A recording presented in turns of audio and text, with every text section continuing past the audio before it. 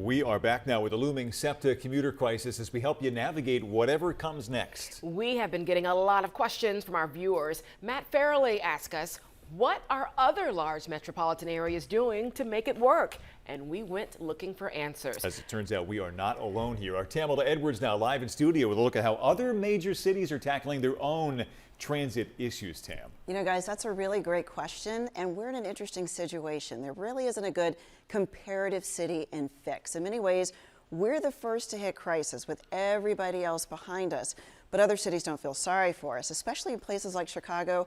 They're too busy being scared for themselves.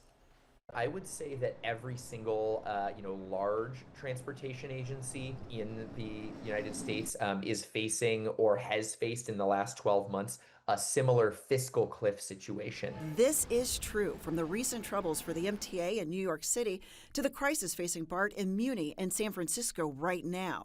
But no city twins Philadelphia more than Chicago. They too have pandemic ridership disruption and the loss of COVID funds. They too are waiting on State House intervention, in their case to deal with a $700 million hole.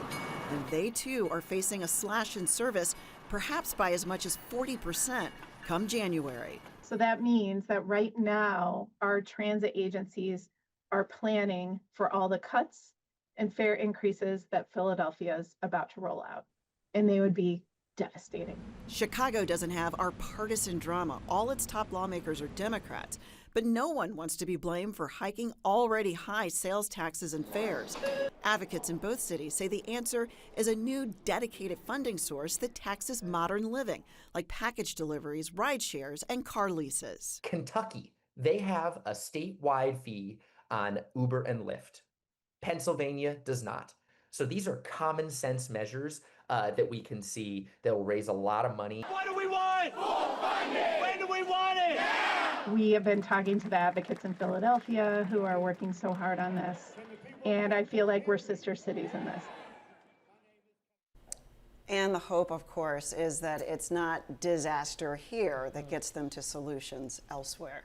So many things to dissect here. Okay, Tam, was there anything that Chicago has that we don't have in getting to their solution?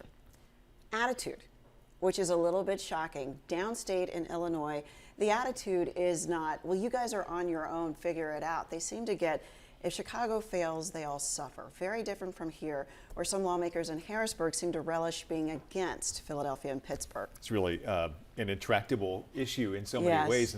And so maybe this is an existential question, but how do you make any headway to turn that tide? You know, this one was kind of surprising to me. Transit advocates say, we're not just the first in the nation, we're the first in the state. They say every Pennsylvania county is facing a coming transit crisis, even though 30% of residents in rural counties, they need their public transit. So when lawmakers elsewhere say, this is not my problem, they've been busy, they've been getting statements on video. They can pull up things on their iPads, their phones, or they have statements from people in their county saying, fix SEPTA and fix it here. Yeah.